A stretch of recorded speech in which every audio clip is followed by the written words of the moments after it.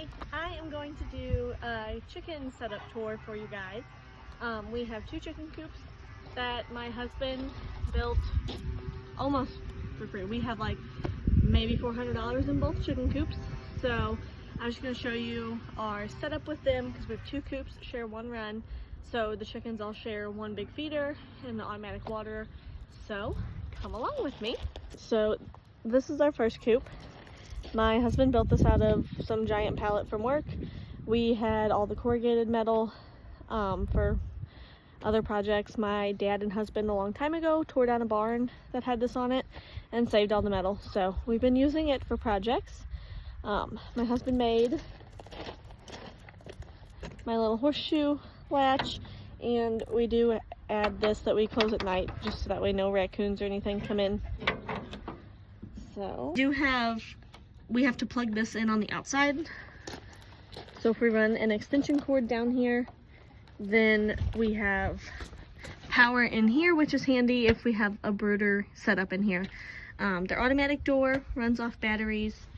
We have, for a floor in here, we did conveyor belt.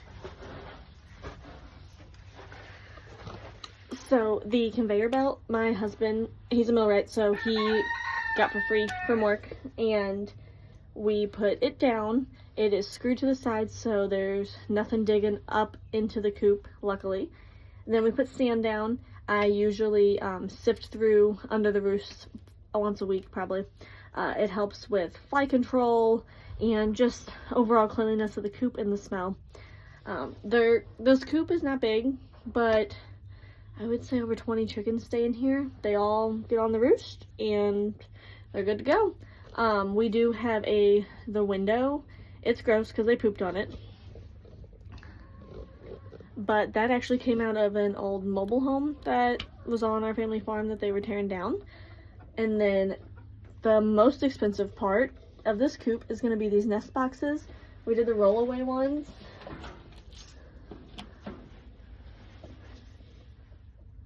And all the chickens still picked like 2 of them to use. So that is this coop. We'll go to the next coop. So we have, because they're kind of downhill, we had to take cedar trees and we put along the bottom here so that way we could rack all of this, which it needs sprayed, there's weeds growing up through it. But we put the cedar trees all along the bottom so that way, 1, the chickens can't go under it, and 2, when we get heavy rains, it doesn't wash all of our rock down the hill. So here is the next chicken coop. So I think my husband bought like 2 pieces of plywood for this thing and the screws for it. And this one, so that chicken coop is actually technically mobile. It's like on skids, so we have moved it before. This one, not movable. He did have to buy like all the stuff for the frame of it and like the posts and stuff. But same thing, galvanized metal, and he bought, like I said, a couple pieces of plywood. My children tried to mud paint the door. So we had burned this and sealed it, and it still just did not fare well, and it's been up a year. So once the weather warms up a little bit and I have time, I'm gonna go ahead and paint this with like some kind of outside paint. Probably just do white to match the duck house.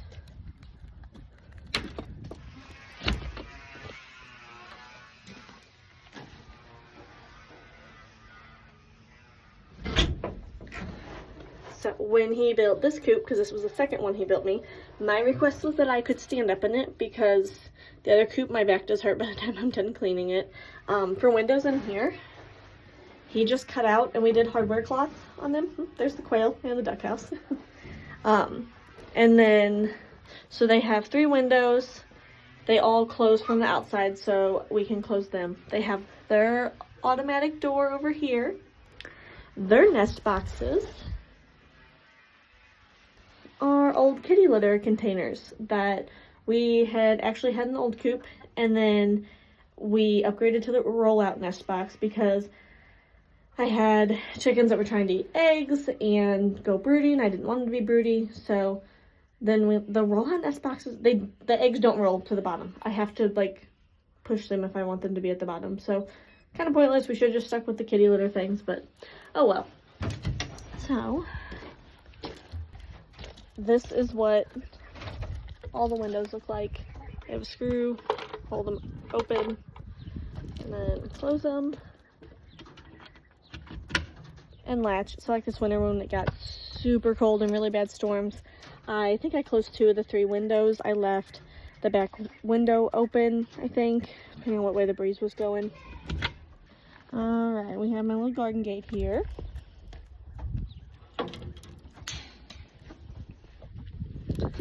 We are planning on, you can see we have this like tunnel thing here.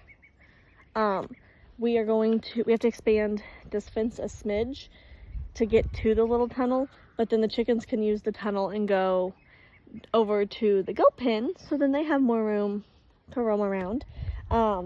This bucket here we use these like the little Amazon kit, and that has their grit and their oyster shells in it. Their watering system here is PVC pipe. You can see all the nipples, so they just push this and the water comes out. It goes to this barrel and it's elevated a little. He eventually wants to build almost like a little outhouse looking style thing around the barrel, just so it's not sitting out in the open. And then we can put a gutter on it to fill the barrel when it rains. But that's on his mini list of projects. But the barrel system is nice. It stays clean. And then I can fill it. Last year I could fill it like every couple of weeks. I'm adding more chickens this year, so I'll probably have to fill it like once a week. But even then, it's not bad. We do try to do like some sort of automatic watering or like bulk feed system, just because we do travel quite a bit. We have a cabin that we go stay at.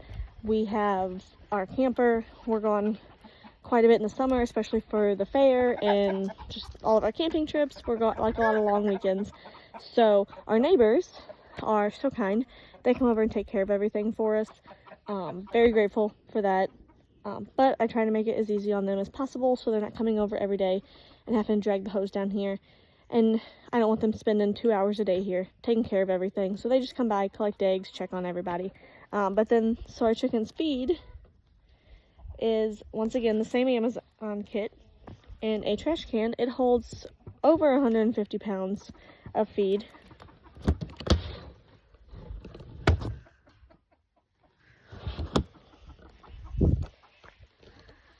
So that is our chicken setup, and we have roughly 45 chickens right now.